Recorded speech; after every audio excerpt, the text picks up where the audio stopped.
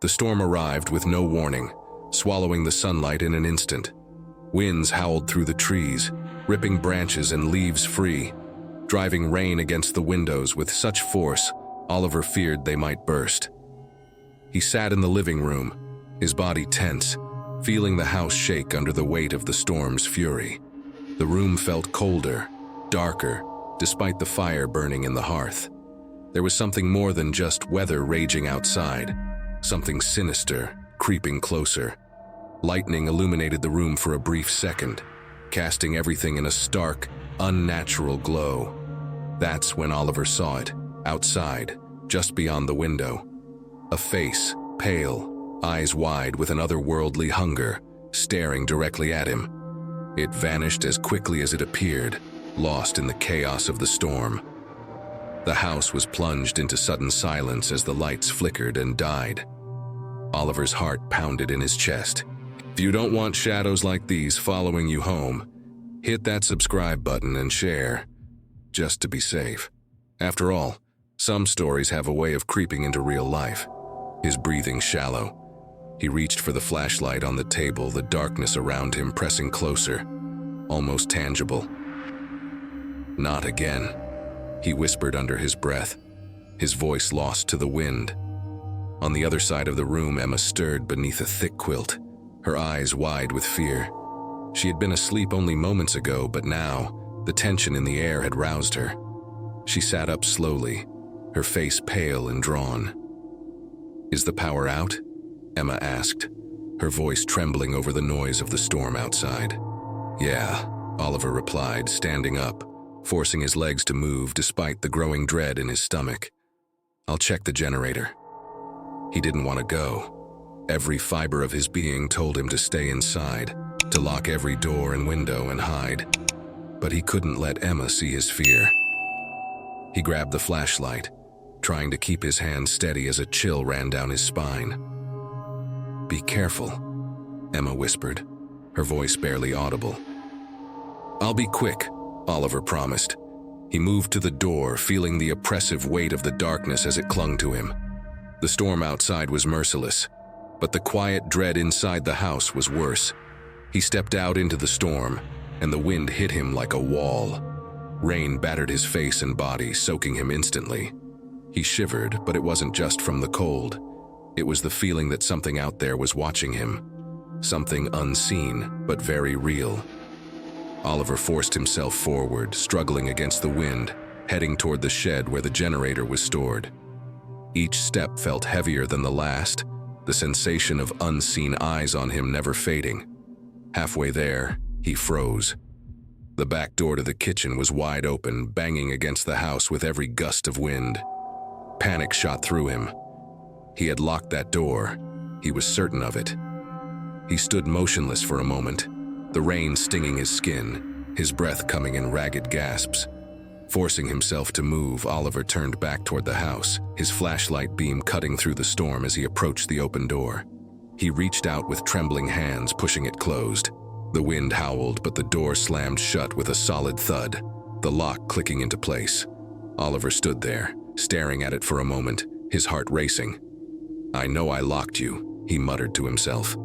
A flash of lightning lit up the yard, and in that brief second he saw it, standing at the edge of the trees, a figure. It was tall, too tall, with limbs that seemed stretched and distorted, its face hidden in shadow. Then, the light was gone, and the figure with it. Oliver stumbled back inside, slamming the door behind him, locking it again.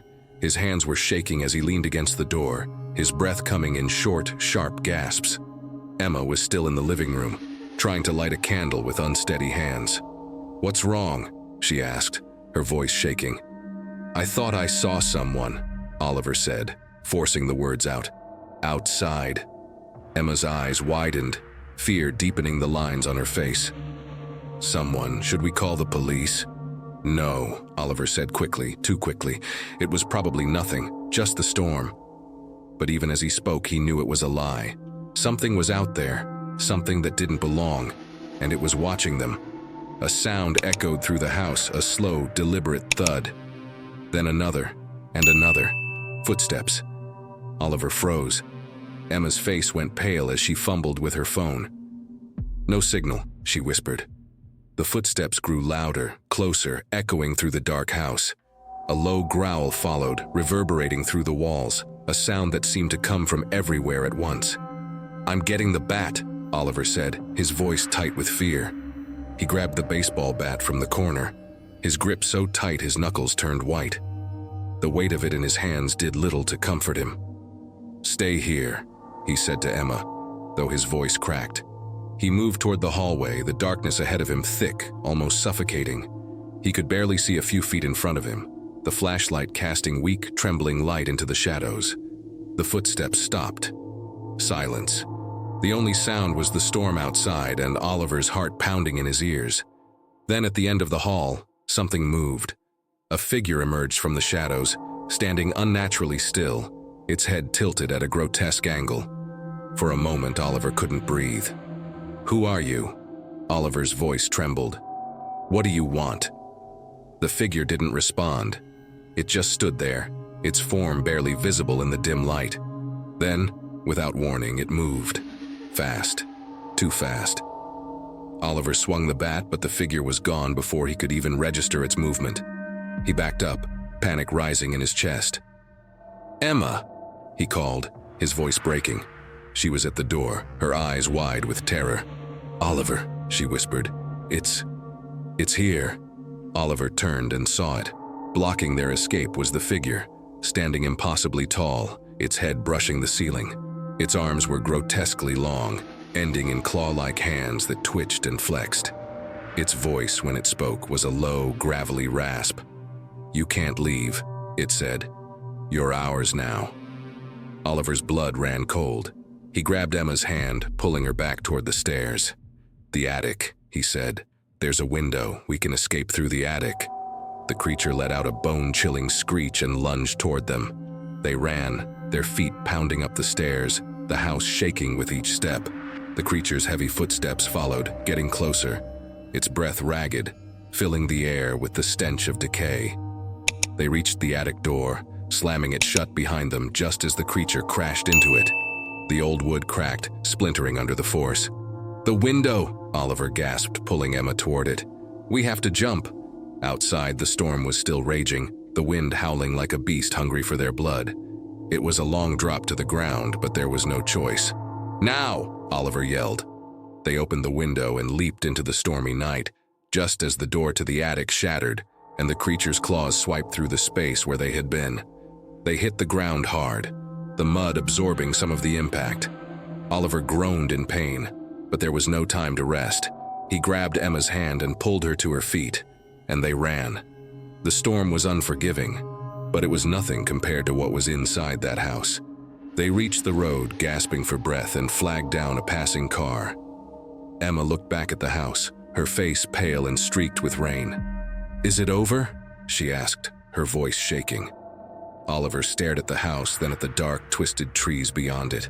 In the distance, barely visible through the sheets of rain, he saw them, multiple figures, standing at the edge of the woods, watching, waiting.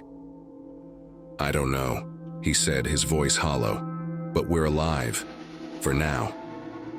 As the car sped away from the house, the terror seemed to fade, but it didn't disappear. In the days that followed, Oliver and Emma tried to convince themselves it had all been the storm, that their minds had played tricks on them. But every night, the same sound returned. The slow, deliberate thud of footsteps coming closer, and with it, the growl. Always the growl. One night, as they lay in bed, the sound came again, this time louder, closer. Emma sat up, her face pale as she clutched Oliver's arm. "Do you hear that?" she whispered. Oliver nodded, his heart racing. The footsteps were on the stairs now, ascending slowly, methodically. Then came the growl, low and menacing, filling the room with its presence. "You can't escape us," a voice hissed, cold and inhuman. "We'll always find you." Oliver and Emma clung to each other, paralyzed with fear as the bedroom door creaked open. But before you catch your breath, hold tight, because what comes next will make you wish this was the worst of it. Emma's fingers danced across the keyboard. the clock on her screen glowing 2 a.m. For 3 long years, she had poured her life into this project. Tonight, it would finally be ready. The office was silent, save for the soft hum of machines. Emma sat alone on the 42nd floor of the Nexus building, with the city sprawling beneath her. Yet, despite the twinkling lights outside, her focus was fixed on her screens. Her phone buzzed, breaking the silence. A message from her boss, Mr. Roth. "Turn on the program in 60 minutes. You must not fail. The partners are watching." Emma's heart skipped. She had heard whispers about these partners, secretive and unsettling. She didn't know their intentions, but she could sense their power and danger. The air around her felt heavier, colder. Pushing away her unease, Emma concentrated. Lines of code scrolled like an endless waterfall. A flicker in her peripheral vision made her pause. Was someone behind her? Her breath caught in her throat. Slowly she turned, but the office was empty. Just the quiet hum of technology. "It's nothing," she whispered, her voice barely audible. "I'm just tired."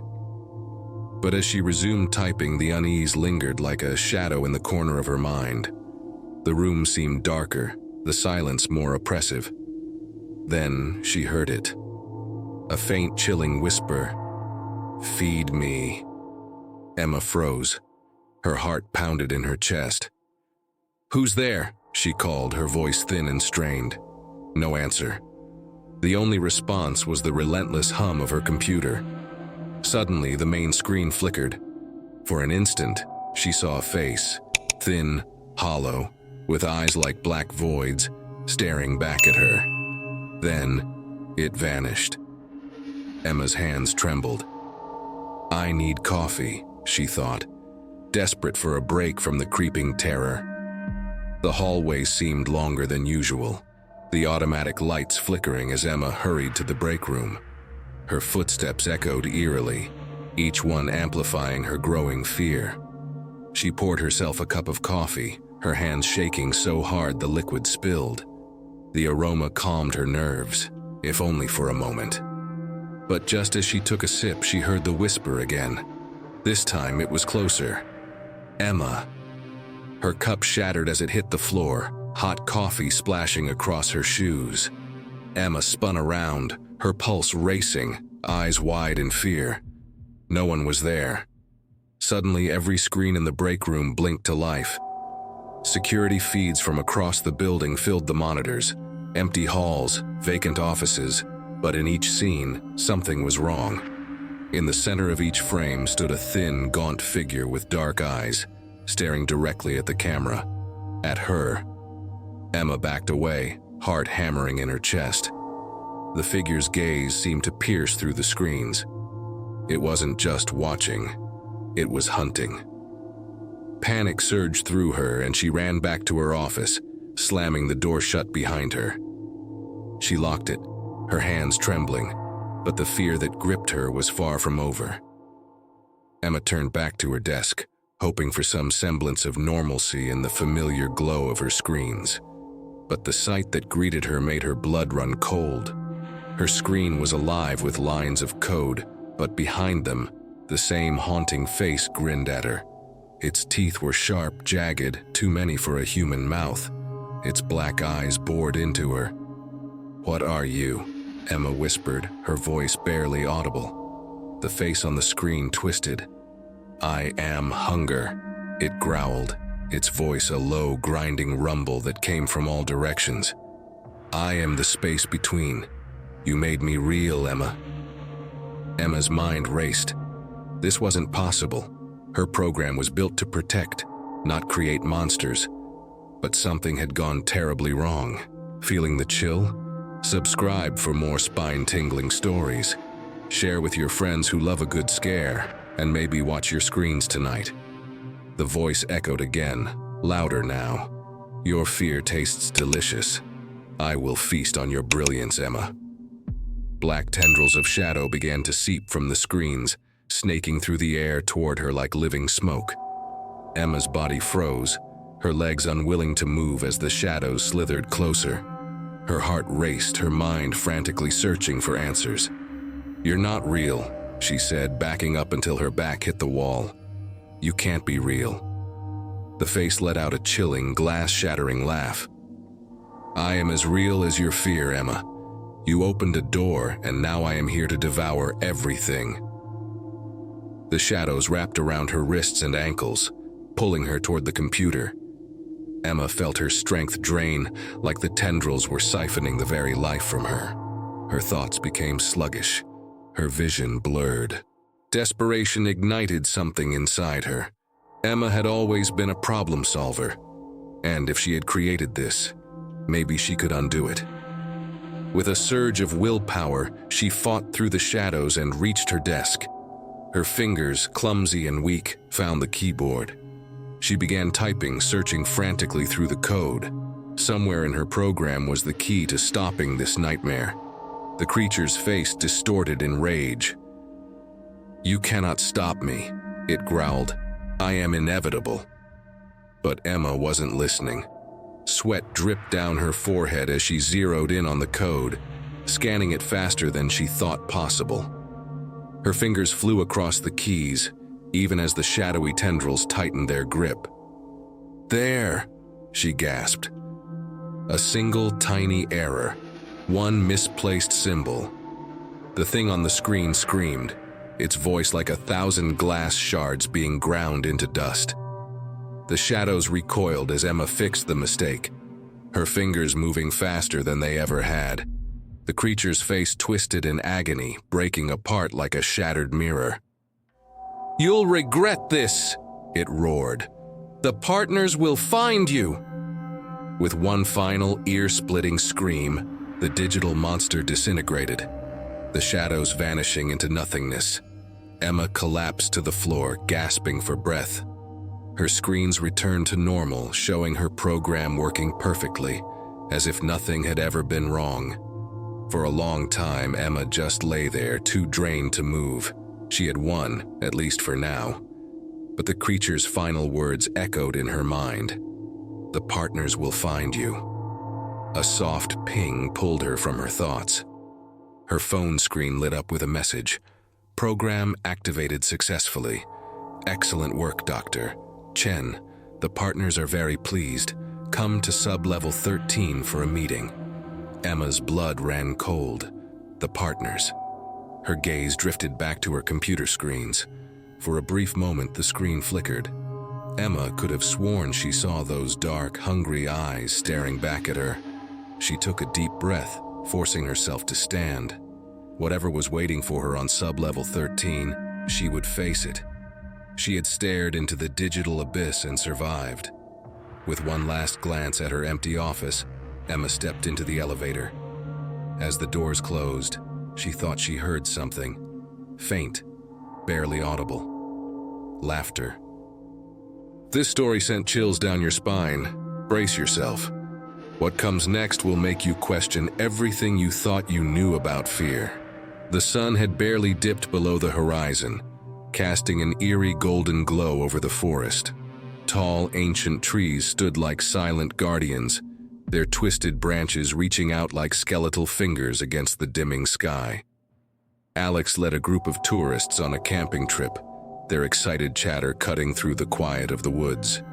The path they were on had narrowed over time, swallowed by thick green foliage and covered in a blanket of dead leaves. But the peace of the forest felt strange, as if something was watching them, hiding just out of sight. "All right, everyone," Alex announced, his voice sounding more cheerful than he felt. "Let's set up camp here." He gestured to a small clearing surrounded by tall trees and dense undergrowth. The tourists, still blissfully unaware of the growing tension in the air, began setting up their tents. The sky was now turning a deep orange, the last light fading as night crept in. As they worked, a subtle, cold breeze swept through the trees, sending a shiver down Alex's spine. He glanced around, half expecting to see something moving between the shadows of the trees. but there was nothing. Just the soft rustle of leaves and the distant calls of birds returning to their nests.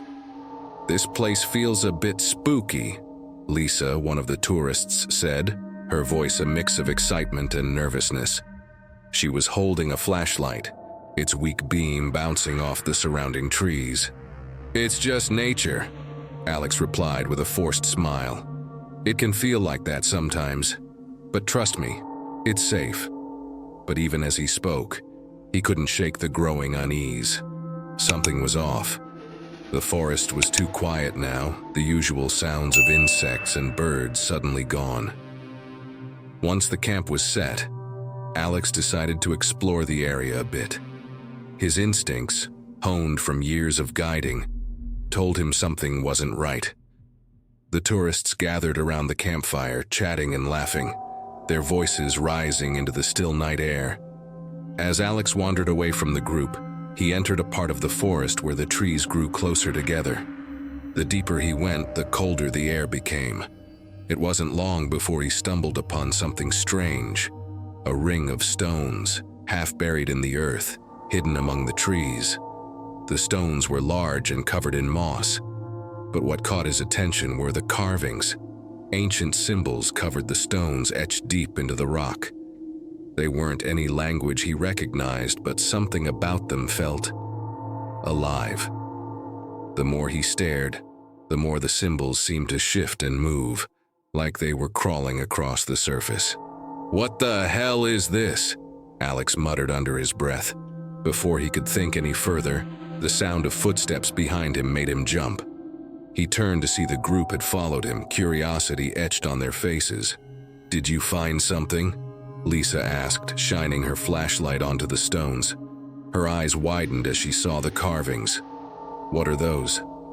"Probably just an old landmark," Alex said, though he didn't believe his own words.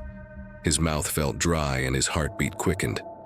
There was something wrong with this place, something very wrong. The group gathered around the stone circle, their excitement shifting to nervousness as they, too, felt the heavy atmosphere. Then, without warning, a low whisper filled the air. It was soft at first, almost like the wind, but as they stood there, the sound grew louder. It was a voice, or perhaps many voices, too quiet to make out the words, but clear enough to send a chill down their spines. "Did anyone else hear that?" Mark, another tourist, asked, his voice trembling. "It's just the wind," Alex said quickly, though the fear in his chest was now undeniable. "We should head back to camp."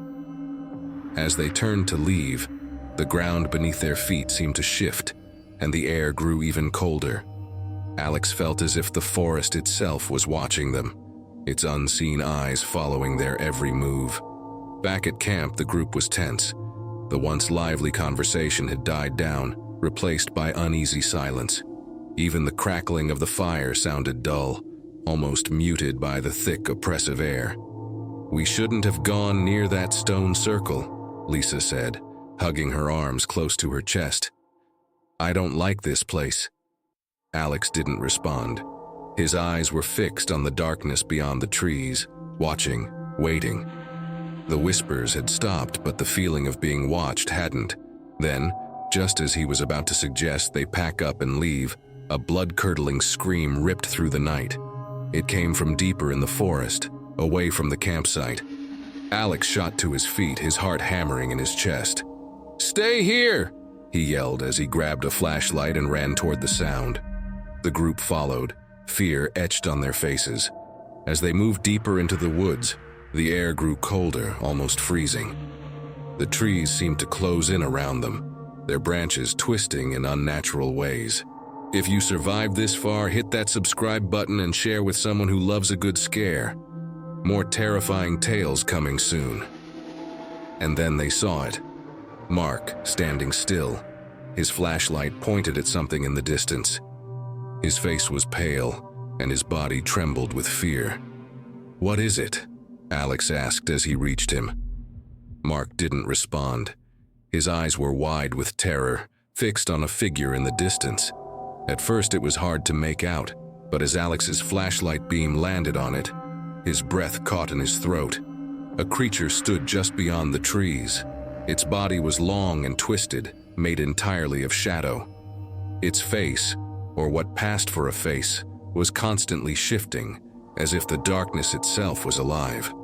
Red eyes glowed from the darkness, staring directly at them. The creature didn't move at first, just watched, its presence sending a wave of terror through the group. Then, with a guttural growl, it started toward them, its form twisting and changing with every step. "Run!" Alex shouted, grabbing Mark and pulling him back toward the campsite. The group scattered, their footsteps pounding against the forest floor as they ran. But the creature was fast. Its movements were smooth, almost graceful, as it closed the distance between them. Branches snapped behind them as the creature chased them through the woods, its growls growing louder with each step. Alex could feel its hot breath on his neck, its presence like a dark shadow creeping closer and closer. They finally burst into the clearing of the campsite, but the creature didn't stop. It circled them, just beyond the light of the fire, its red eyes glowing with a malevolent hunger. "We need to fight back," Alex said, his voice shaking but firm. "Grab anything you can use as a weapon." The group scrambled to find anything that could help: sticks, rocks, even pieces of the tents. Alex picked up the heaviest branch he could find, his hands trembling as he held it. The creature lunged from the shadows, its form shifting and twisting as it came at them. Alex swung the branch with all his strength, hitting the creature with a sickening thud. The creature screeched, a sound so high-pitched it hurt their ears. But it didn't stop. Hours passed after the terror in the forest, but the group had made it to safety, or so they thought. They had stumbled upon an old cabin deep in the woods. The walls were cracked, and the windows covered in grime, but it was a shelter from the nightmare outside. Inside, they barricaded the doors, hoping the creature wouldn't follow. The tourists huddled together, their faces pale and their bodies shaking with fear. "We should be safe here," Alex said, though he didn't believe it. His hands were still trembling, and his heart hadn't stopped racing. But as the night wore on, the silence became unbearable. Every creak of the old cabin, every gust of wind, sent a wave of panic through them. Then they heard it. Footsteps outside. Slow, deliberate footsteps crunching against the dead leaves. "What now?" Lisa whispered, her eyes wide with fear. Alex moved to the window, his breath fogging up the glass as he looked outside. At first he saw nothing, but then a car appeared in the distance, moving slowly down the dirt road toward the cabin. A group of figures stepped out of the car, their faces hidden behind strange, old-fashioned masks. They walked toward the cabin in silence, their movements calm and deliberate. Alex's heart raced. "We need to lock everything," he said, his voice barely above a whisper. But before they could react, the figures reached the front door. A loud bang echoed through the cabin as they tried to force their way inside. "Let us in," one of the masked figures said, his voice cold and empty. Panic surged through the group. There was no phone signal, no way to call for help. Desperation filled the air. The cabin was their last chance, but the masked figures were relentless. Alex knew they couldn't stay inside for long. He grabbed a wrench from the garage, its weight feeling like the only thing keeping him from complete terror. When the door finally gave way, the masked figures stormed in. The fight was brutal. Alex swung the wrench, hitting one of the attackers, but more kept coming. The sound of fists, metal clanging, and desperate screams filled the cabin. In the chaos, Alex saw a way out.